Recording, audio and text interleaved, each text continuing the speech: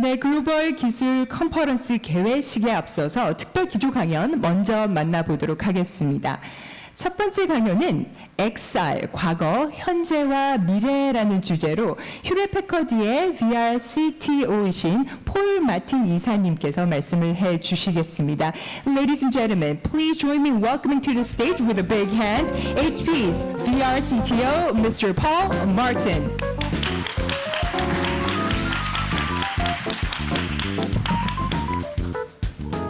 Thank you very, very much for having me here. It's an honor and a pleasure to be here to talk to you today. And I'm going to give my presentation on XR, past, present, and future.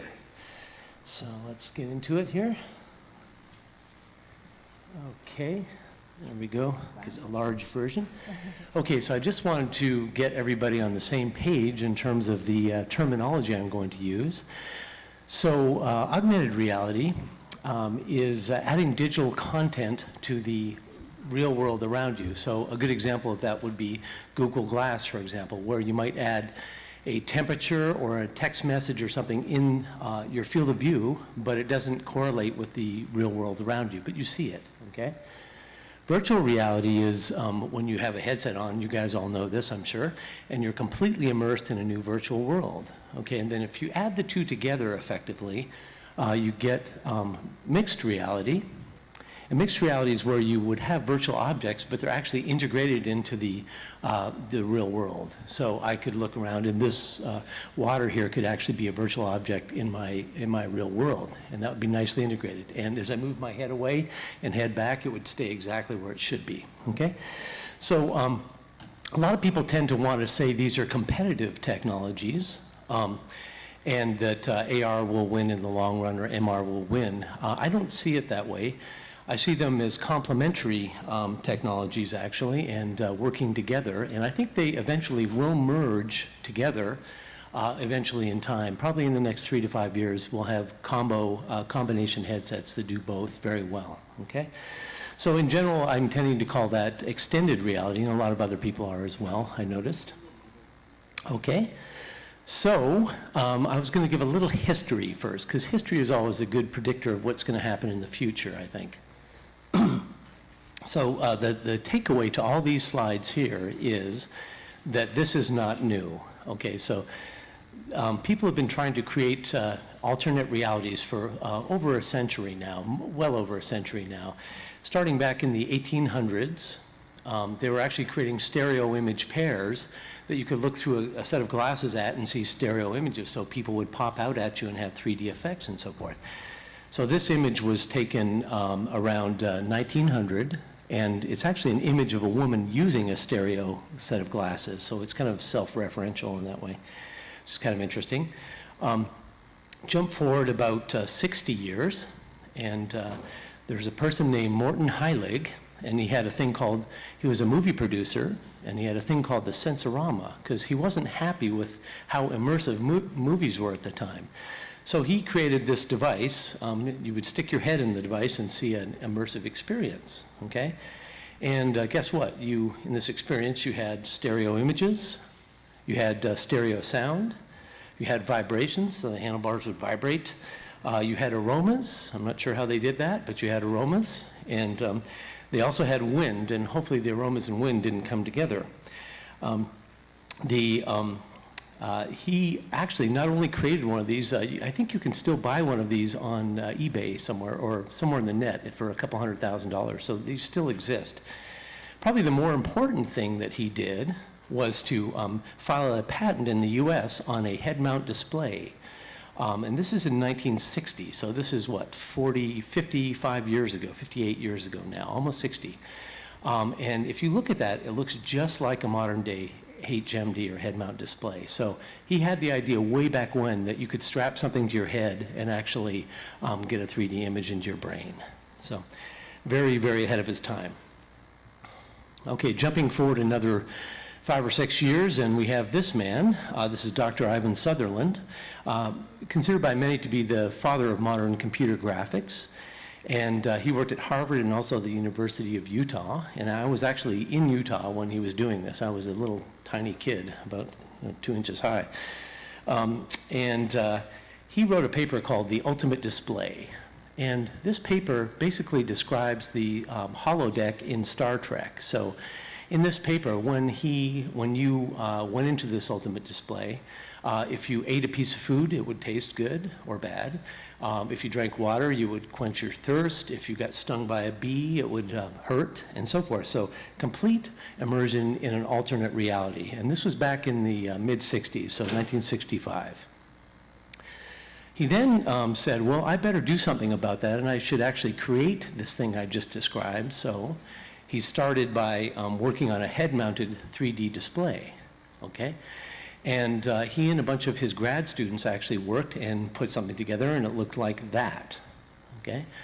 And this had the nickname of the Sword of Damocles because it looked quite dangerous, and probably was. It actually was hooked up to a Digital Equipment Corp computer and generated simple line drawings as you moved your head around in the space. And pretty amazingly, it used ultrasonic tracking. So it actually had these very advanced tracking systems back in the mid-60s that tracked your head position to, within a millimeter or two. So very, very accurate and very cool. Okay, so since then, 50 years have elapsed. And they just actually had the 50-year anniversary of his display, his 3D display at SIGGRAPH about 3 weeks ago. And he and a bunch of other people that worked on it were there to talk about it. But a lot has happened in that 50 years. A lot of hard work has been done, and a lot of very creative people have been working on computer graphics and VR specifically. Okay, so if you look at what we have today, I think most of you know that we've made a lot of progress, and in my estimation, it's because of these 5 things here. So graphics has gotten very, very much faster. Displays have gotten much better, high-res displays. Sensors, computer vision, and content creation has gotten a lot easier since then. So I want to talk about them individually here real quickly. So first off, in graphics, this is a very much simplified version of the graphics pipeline. And what it shows is that for traditional computer graphics operations, the kind of front half of the pipeline, where you do transform and lighting and so forth, is the thing that really matters the most. But when you start to look at VR, and VR has very high resolution and very high frames per second, that really stresses out the back end of the graphics pipeline. So the people that make graphics cards, and that would be NVIDIA and AMD, have had to focus on the back end of the graphics to make it much, much faster. So VR really does stress that end of it. Okay, well luckily, the GPU computing performance has been increasing very dramatically over time. So if you look at how single-threaded traditional CPU computing has gone, it's gone 50% or so for a while per year, but it's now leveled off because, frankly, Moore's Law is just about done in terms of the traditional Moore's Law. However, computing for graphics has continued to excel because that computing is inherently a parallel problem and allows you to split up the computations into multiple threads, and that's exactly what you need to do if you want to keep increasing performance. So, at SIGGRAPH, 2.5, 3 weeks ago, NVIDIA announced the new RTX series of cards, and showing a picture of the card here, as well as a picture of the silicon die that actually powers the card. And they did a new thing in this card. They actually made it a ray tracing card, so hence the name RTX, ray tracing card. And it will actually ray trace 10 billion rays per second, and this is something that, I see you laughing, Jensen said many, many, many times on stage at SIGGRAPH, but that's a lot of rays per second. So it's pretty impressive performance. Ray tracing is one of the oldest graphics techniques that was tested out in the early 70s, late 60s, early 70s by Turner Whitted, and being able to do this in real time now is very impressive, okay? So I'm going to show a little video here, and this is from NVIDIA, and this entire video is generated on a single Quadro 6000 card, RTX 6000 card. And this is all generated live. It's not computed offline. So, and you'll notice shiny objects, depth of field, all sorts of great visual effects. And this is happening live on a system.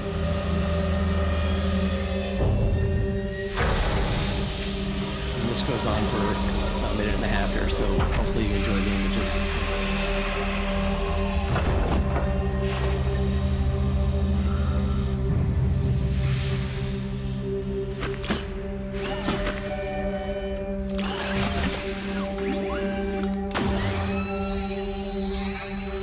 Again, all generated live, single card.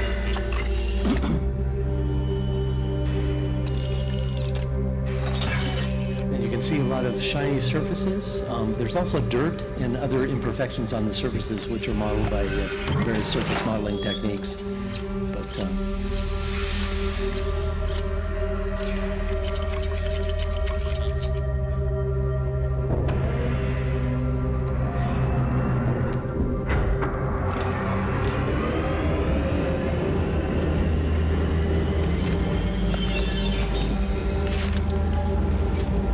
lots of reflections. But wait, there's a problem.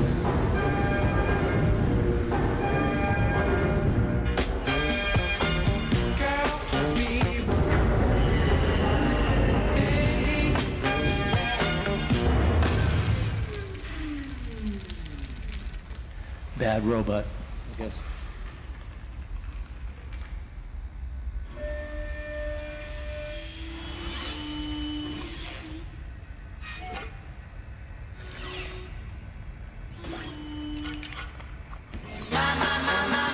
So anyway, you can see the quality of the imagery here is pretty stunning. You can imagine real-time movies being generated with this, being animated by artificial intelligence and machine learning algorithms, and just playing back in real time. So pretty impressive stuff. From our friends at NVIDIA. Let's see if I can get to the next slide here properly. Let's see. There we go. Okay, so I talked about graphics a little bit. Next thing that really enabled VR today is the advent of the cell phone. So everybody's got one. I see everybody walking around looking at it. Three things from the cell phone really enabled modern day VR, in my opinion. One is obviously the display technology, so high resolution, retinal resolution OLEDs and LCDs. Cameras, so for some of the tracking on headsets, they use cameras, and I think that the low cost and high performance cameras came from cell phones. And in addition, gyroscopes and accelerometers are also used in tracking, and those are very critical components to make sure the VR experience is very accurate, right? And those basically came from cell phones as well. So without the cell phone, I don't think we'd have a modern day VR headset right now, okay? Computer vision is another area I think is very important. This is a picture, this is a shameless product plug. This is a picture of an HP Windows Mixed Reality headset. And it actually tracks itself in 3D space by using cameras looking out. And if you move your head, the image in the cameras will go the other way, and an algorithm running on the PC it's connected to will say, oh, he just turned his head by 5 degrees and tilted down a little bit, etc. So the algorithms that actually process those changes and calculate the new position of the headset are very complicated and very compute intensive, and a result of a lot of work that's gone on in the last 15 years. By contrast, those same algorithms are used to track the hand controller. So if you've ever used a mixed reality hand controller, it's actually using the same cameras to track the controller, and that's a non-trivial task. By contrast, the HTC Vive uses a different method, which I won't go into here, but it's more of a laser beam kind of a method, okay? And finally, content. So you guys all know Unreal from Epic Games, and you know Unity. Without these platforms to develop software, we wouldn't have the content we have today. So these are completely dominant platforms in terms of VR creation right now.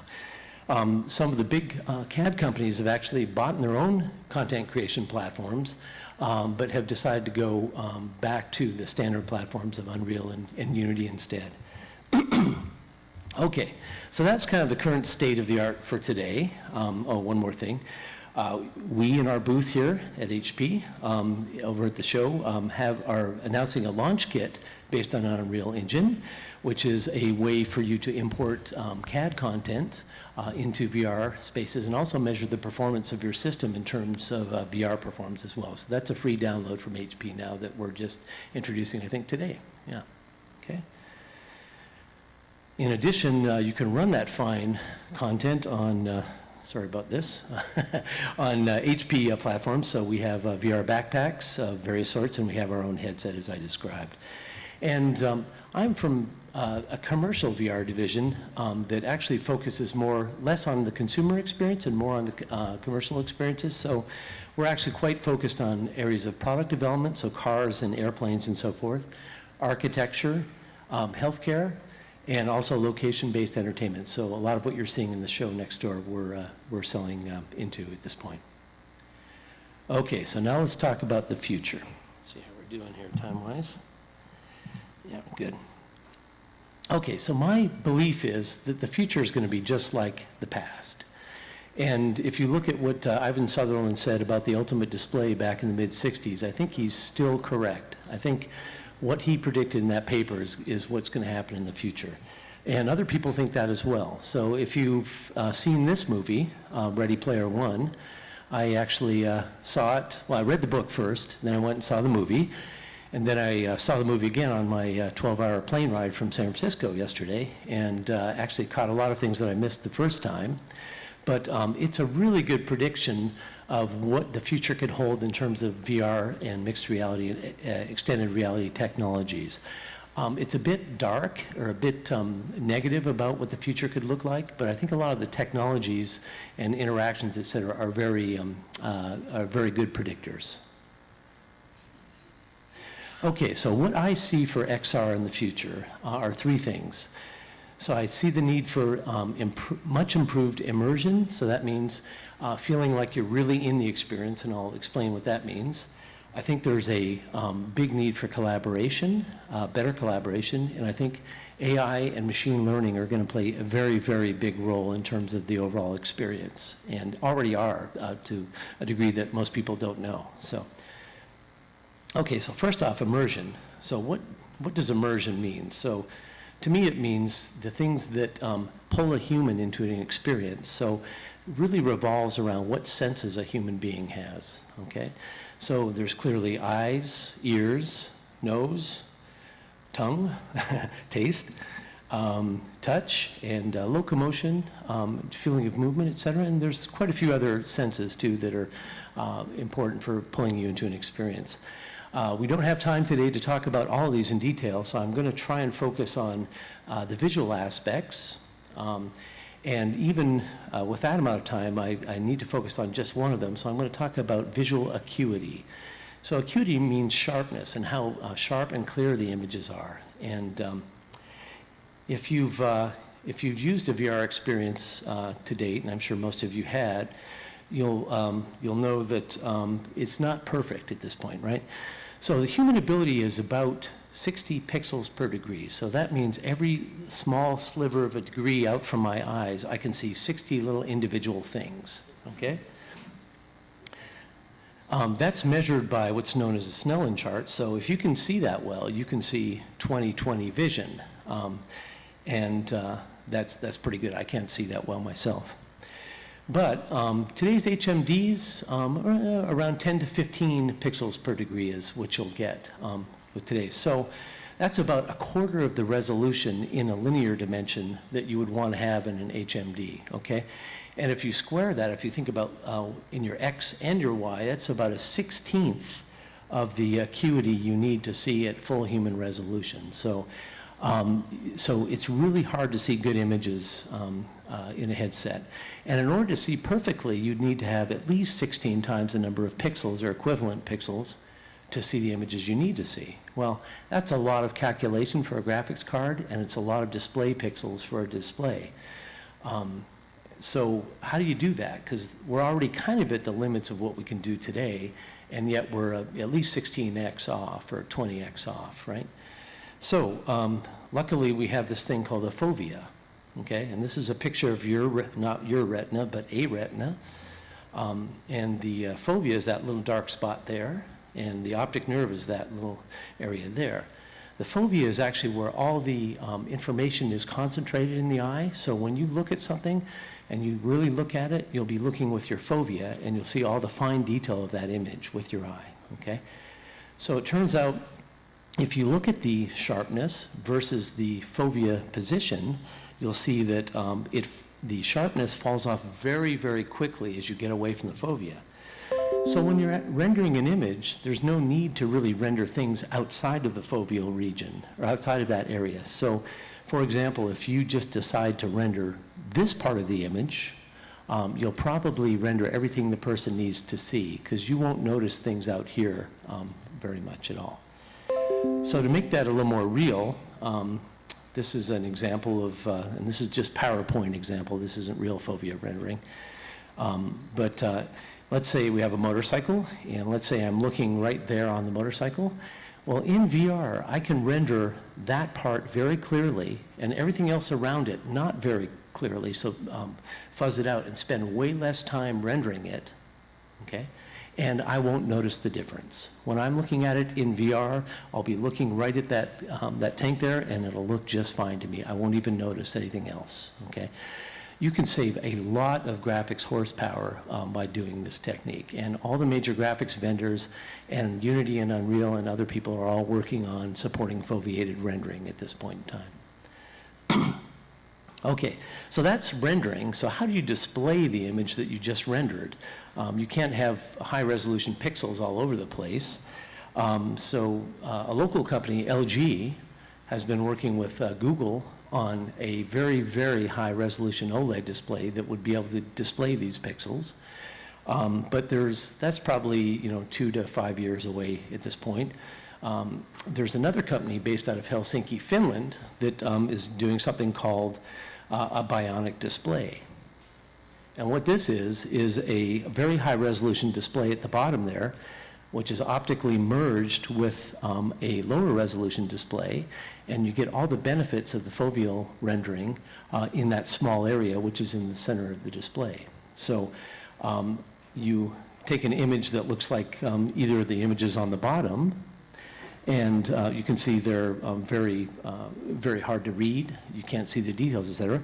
And with the bionic display, they look like the images on the top. So much, much better. So for an aircraft cockpit, for example, if you want to read the gauges or controls or whatever, with an existing head-mount display, you wouldn't see any of those controls very clearly. But with bionic display, you can. Okay, so that's all I'm going to talk about, because I think I'm running out of time. Yeah, not too bad. So there are a lot of other topics having to do with visuals. Going down through this list here, the two at the bottom are very interesting because there are new ways of rendering. So everything everybody's doing today is all about LCDs or OLEDs, and yet they have limitations that need to be overcome. So there are a lot of people looking at using actual holograms for rendering and also light field displays. And actually NVIDIA did some early work on light field displays that back in 2013, I think, or so. So a lot of exploratory work in terms of new kinds of displays, okay? So I'm going to talk just for a couple of minutes about collaboration. That's the next thing. So this is actually Microsoft, and they have a good vision video that talks about collaborating and the ways people can get together and get things done, which is what collaboration is about. So I won't spend a lot of time on this, but the idea they have about collaboration is that it can be using a Microsoft HoloLens or using an HTC Vive or using a holographic chamber, all sorts of different things. So, so they have a pretty strong vision there. There's another company called High Fidelity. They're based out of San Francisco, and they're very much like Ready Player One. They just set a record for the number of people in a collaborative experience. I think they actually had 256 people. It says 214, but in one space at one time. So very much like Ready Player One.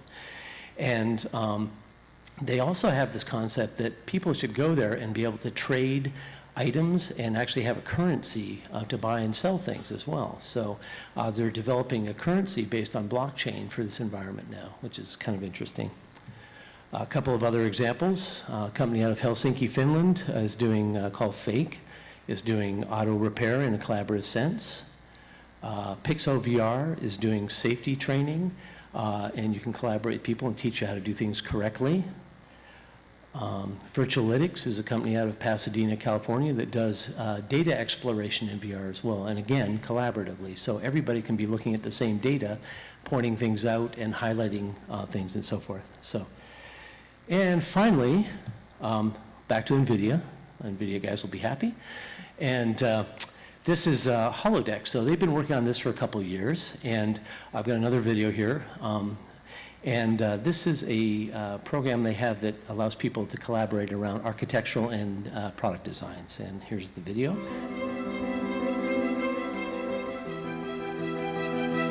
And this is from SIGGRAPH this year as well. Hey, glad you could make it. Let's take a look. You'll notice the motion of the bodies is interesting. I'll tell you more about that in a second. That's not actually being tracked by any trackers or anything. Those meeting rooms in the back look good. Can we check those out?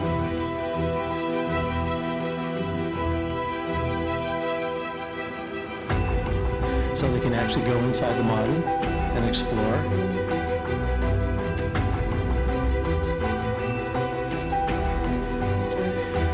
NVIDIA also rewrote a bunch of tools for this, so you can open up a browser inside this environment and have a Skype session with somebody if you'd like.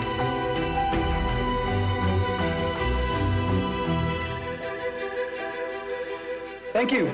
I'll see you next time. Notice the movements of the arms and rest of the body here. We'll talk about that in a minute.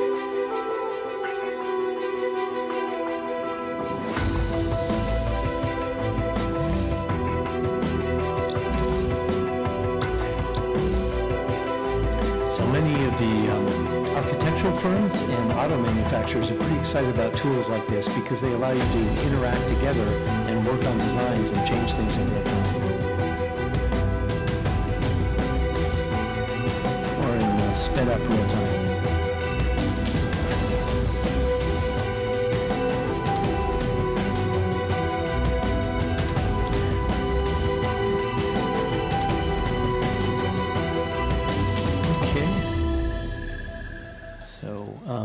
So one thing you'll notice about all the collaboration experiences I've showed so far is that you don't see any faces. You see a bunch of androids and flat faces that seem to have expression, like eyes will close and smile occasionally or something, but they're not really human, right? And they don't behave like humans. And one of the things about VR is kind of isolating, and collaboration environments are a way to get people together. So if you get people together, you should be able to see the expressions on their faces. So if they're happy, sad, or if they understand or not. Those haven't really shown up in the collaborative spaces. Earlier this year, though, Unreal, working with some of their partners, created Siren. And Siren is a digital human. So the woman, quote unquote, on the left is not a woman. That's a digital creation. And she is being controlled by a real woman on the right with a facial tracking unit and so forth. And they did a demo where the woman on the right would talk and change her expression, and the digital human on the left would actually reflect in perfectly her expression. And you can see the quality of the rendering is just excellent. I mean, most people would say, oh yeah, that's a real woman, right? But it's not.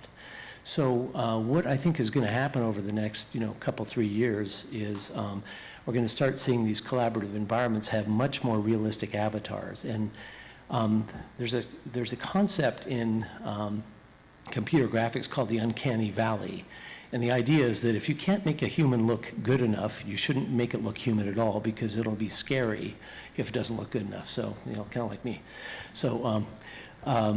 So people have avoided using human-looking avatars for a while, but I think the ability to create human-looking avatars is getting good enough now. That's going to change over the next couple of years. Okay. So I'm just going to spend one slide on AI and machine learning, and then I'll take some questions after that. So, okay, so first off, AI and machine learning are actually quite different. AI is artificial intelligence. It was actually explored first, I think, in the late 40s, early 50s by John McCarthy and some other folks. It is about having computers do things like read or answer questions, things like that. Machine learning is different in that it simulates neural networks in the human brain and can be trained to do things such as recognize pictures or do other mechanical tasks like that. So for AI, one can imagine in the VR experiences bots that are there to help you navigate or answer questions or translate in real time, which is what's going on right now, I hope, things like that, versus machine learning. Now, I mentioned earlier that the avatars in the NVIDIA video had a kind of a strange look to them. The bodies were moving, but guess what? They weren't being tracked in real time by the people that were driving the avatars. They were actually the result of a machine learning algorithm that made the bodies move based on where the hands and head were. The machine learning algorithm said, well, if their hands are like that and their head's like that, the lower part of the body is probably like that. So all the lower parts of the body were created in real time by a machine learning algorithm in that video. In addition, the first video had all sorts of shiny surfaces and so forth. The ray tracing in that was actually augmented by machine learning as well. So not all the ray tracing was done by the graphics card. A lot of it was actually augmented later on by machine learning, okay? And then finally, the virtualytics I showed a few slides earlier, that's a statistical program, and a lot of the algorithms are aided by machine learning as well. So both these technologies are going to be very, very present in XR of the future, no question about it. Okay, so we are here. So we've gone 50 years and we've gotten pretty far. But the big question is, where do we go from here? And if you have seen Ready Player One, you know that that's kind of what we call dystopian, or kind of a negative view of the future, where people trying to escape reality and go to virtual reality. And to do that, you know, my fond hope is that that's not the way we head, that we use virtual reality to enhance our lives as opposed to escape from them. And you know, we really extract value that way as opposed to escape. And so maybe a bit of a challenge. It's up to, you know, this generation of young people I see out here to help create that environment and work towards using XR and those technologies for the benefit of man and helping everybody enjoy their lives. So with that, I think that's it for me. So thank you very much for your attention. Sure.